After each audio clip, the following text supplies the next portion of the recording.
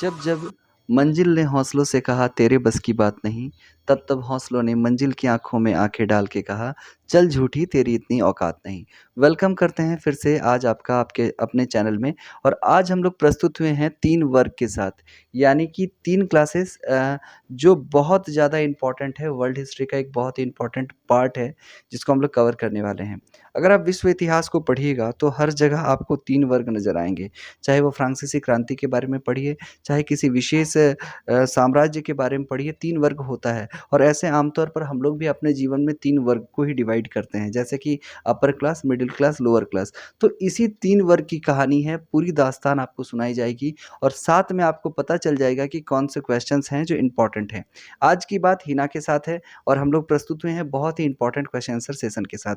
जैसा कि आपको बात पता होगा कि ये बेस्ड ऑन एनसीईआरटी रहता है। हमारा टारगेट रहता है 100 आउट ऑफ 100 का, ताकि इस सेशन से आपको इस चैप्टर के सारे one liner important topics cover हो जाए, आपके प्रश्न एग्जाम में ना छूटे। जिन प्रश्नों के उत्तर आपको आते होंगे आप कमेंट सेक्शन में जवाब भी दे सकते हैं, जो नहीं आते हैं वो अपने नोटबुक में आप नोट कर सकते हैं।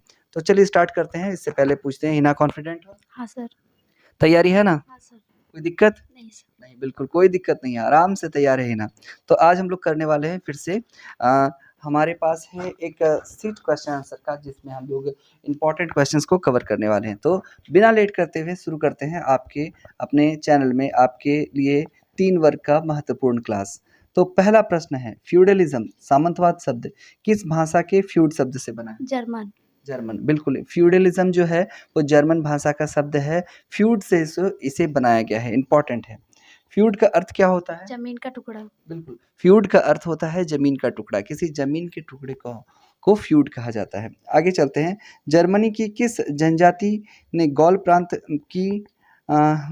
को अपना नाम देकर फ्रांस बना लिया? फ्रैंक जनजाति। बिल्कुल, फ्रैंक जनजाति ने गॉल प्रांत को अपने कब्जे में लिया और फ्रैंक के नाम पर ही फ्रांस बना था। इम्पोर्टेंट है, इसे ध्यान में रखिएगा। आगे चलते हैं। नारमंडी के राजकुमार ने कब इंग्लैंड और स्कॉटलैंड द्वीपों को जीता? 11वीं शताब्दी में। बिल्कुल, 11वीं शताब्दी में नारमंडी के राजकुमार ने इंग्लैंड और स्कॉटलैंड के द्वीपों को जीत लिया था। आगे चलते हैं। पादरियों ने स्वयं को किस वर्ग में रखा था? प्रथम।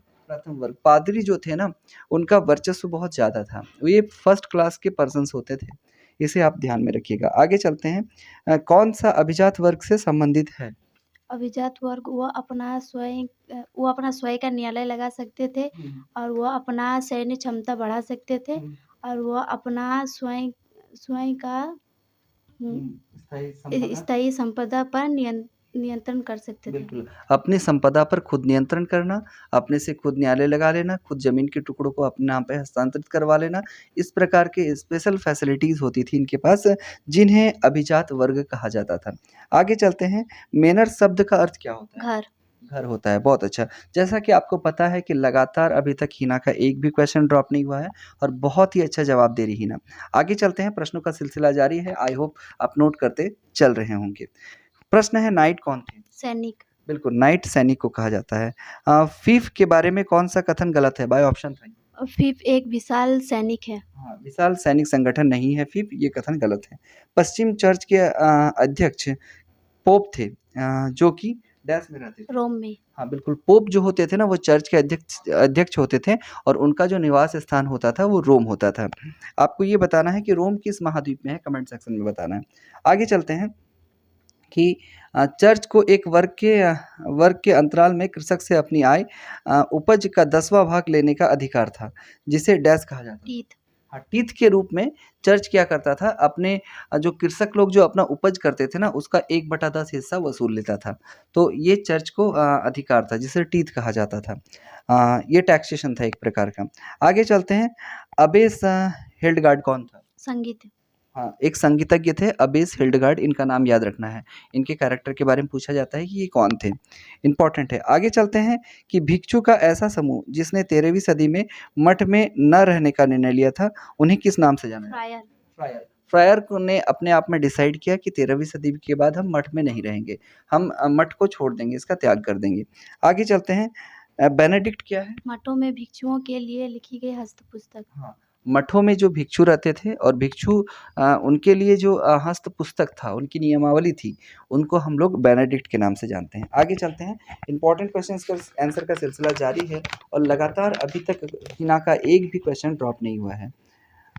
मोनेस्ट्री शब्द किस भाषा के मिनिस से बना है, जिसका अर्थ है ऐसा व्यक्ति जो अकेला रहता था? ग्रीक। ग्रीक भाषा का एक शब्द है मोनेस्ट्री, जिसका अर्थ होता है अकेला रहने वाला व्यक्ति। आगे चलते हैं, सामंतवाद का विकास इंग्लैंड में कब हुआ था? 8वीं सदी में। बिल्कुल, सामंतवाद का जो विकास है वो सर्वप्रथम इंग्लैंड में ही हुआ था और कब हुआ था? तो 8वीं सदी में हुआ था, आप याद रखिएगा। आगे चलते हैं, सेंट बेनेडिक्ट का मठ इटली में कब स्थापित हुआ? 1381 में। 1381 में, बहुत इंपॉर्टेंट है, इसे आप ध्यान में रखिएगा। 1381 में सेंट बेनेडिक्ट मठ बनता है इटली में। सेंट बेनेडिक्ट मठ इटली में कब स्थापित हुआ था? 1485। थोड़ा सा मिस्टेक हो रहा है, 529। 529 ईस्वी में, यानी कि एडी में होता है, याद रखिएगा, इंपॉर्टेंट है। क्लूनी मठ की स्थापना बरगंडी में कब हुई थी? 910। 910 में बरगंडी में क्लूनी मठ की स्थापना हुई थी, याद रखिएगा। आगे चलते हैं, एक ऐसा कर जो कि राजा वकील जो राजा केवल किसानों पर कभी लगाता था, वो क्या था? टेली। हाँ, टेली। आपने फ्रांस की क्रांति में टाइल और टाइद के बारे में पढ़ा होगा, तो इसी को यहाँ पर टीले और टीथे भी कहा गया है, तो आप इसे थोड़ा कंफ्यूज नहीं होइएगा। एक प्रकार का कर था टेली, जिसे राजा लगाया करता था किसानों पर, ध्यान रखिएगा, ये इंपॉर्टेंट क्वेश्चन है। आगे चलते हैं, लगातार हिना का अच्छा जवाब आ रहा है और आशा है कि जो प्रश्न आपको आ रहे होंगे आप उनको ड्रॉप करके, जो नहीं आ रहे होंगे उनको नोट कर रहे होंगे। इंपॉर्टेंट क्वेश्चन है कि सामंतों का घर क्या कहलाता था? मैनर भवन। मैनर भवन कहलाता था, इंपॉर्टेंट है। सर्व किसे कहा जाता था? भूदास। भूदास को सर्व कहा जाता था। पादुना विश्वविद्यालय किस देश में? इटली। हाँ, पादुना विश्वविद्यालय, जिसे पडुआ विश्वविद्यालय के नाम से भी जानते हैं, ये इटली में है, इसे थोड़ा सा आप ध्यान में रखिएगा। पेट्रार्क किस नगर का स्थायी निवासी था? इटली। पेट्रार्क जो थे वो इटली के रहने वाले थे, इंपॉर्टेंट है। आगे चलते हैं, एक बहुत ही महत्वपूर्ण प्रश्न है कि जर्मन के फ्रैंक जनजाति ने किस देश का निर्माण किया था? फ्लोरेंस। हाँ, फ्लोरेंस का निर्माण किया था जर्मन के फ्रैंक जनजाति ने। आगे है कि कृषकों के द्वारा चर्च को अपनी फसल का 10वां भाग देना पड़ता था, जिसे क्या कहलाता? टीथ। टीथ, जैसा कि मैंने अभी आपको डिस्कशंस में बताया है।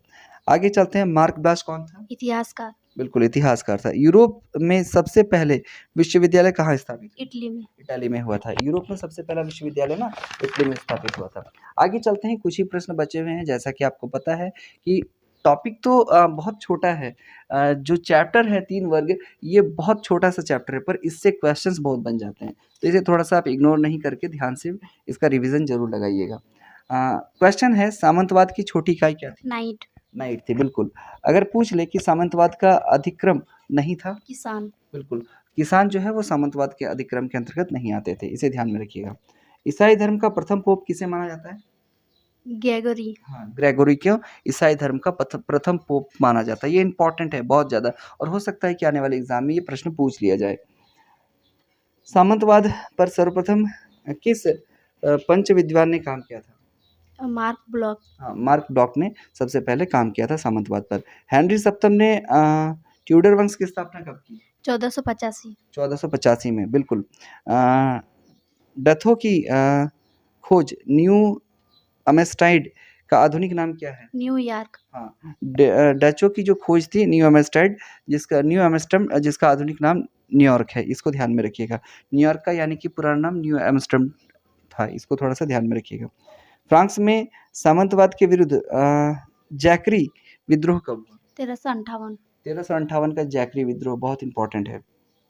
आगे चलते हैं, निम्न में से कौन सा सामंतों की एक श्रेणी नहीं थी? बैरन। बैरन, बहुत अच्छा। आगे प्रश्न है कि लॉर्ड के घर को क्या कहा जाता है? चर्च। चर्च कहा जाता था। लॉर्ड जहाँ रहते थे ना, उनके घरों को चर्च कहते थे।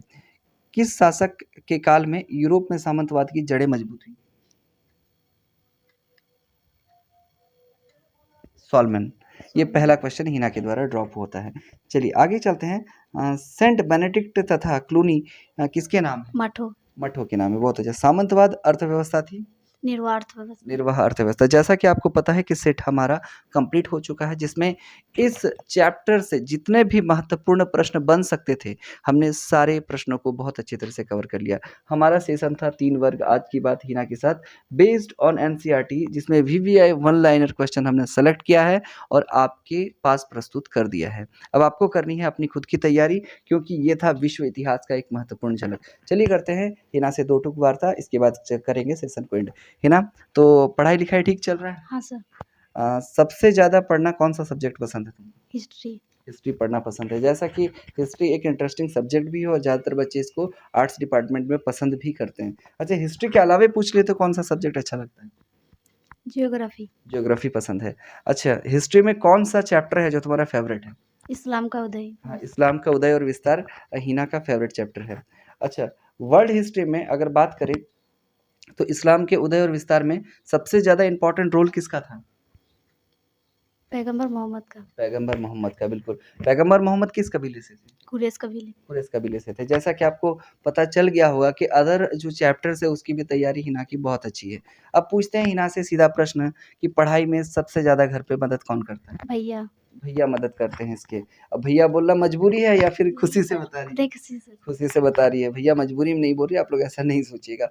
आगे प्रश्न ये है कि सबसे ज़्यादा झगड़ा लड़ाई किससे होता है? भैया से। ये भी भैया ही है। अब सोच लो कि भैया मदद भी कर रहे हैं और भैया लड़ भी रहे हैं, तो बहुत अच्छी बात है। भाई-बहन का तो लड़ाई-झगड़ा कभी खत्म नहीं होता है। तो अब प्रश्न ये है कि आगे तुमको क्या बनना है इन फ्यूचर? टीचर। टीचर बनने का सोचिए, बहुत अच्छा सपना है, क्योंकि टीचर बच्चों का भविष्य निर्माण करते हैं, टीचर बच्चों के भविष्य को सँवारते हैं और ये एक बहुत ही बड़ा दायित्व होता है। एक शिक्षक केवल पढ़ाते नहीं हैं, वो चरित्र निर्माण के साथ-साथ बच्चों के जीवन को सुधारने का भी काम करते हैं।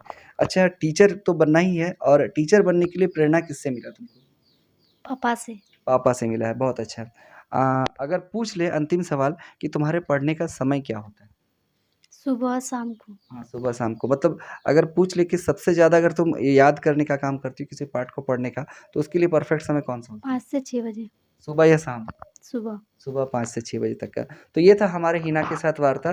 जैसा कि हिना ने अपने बारे में बहुत कुछ बताया, धन्यवाद। आने वाले एग्ज़ाम के लिए हिना को बहुत-बहुत शुभेच्छा। अच्छा, हम आशा करते हैं कि हिना अच्छा रिज़ल्ट करेगी। तो मिलते हैं फिर नेक्स्ट वीडियो में एक नए सेशन के साथ, एक नए स्टूडेंट के साथ। तब तक बने रहिए हमारे चैनल में। चैनल को सब्सक्राइब नहीं किया, सब्सक्राइब कर लीजिएगा। लाइक और शेयर करना मत भूलिएगा। मिलते हैं फिर नेक्स्ट वीडियो में। Thank you.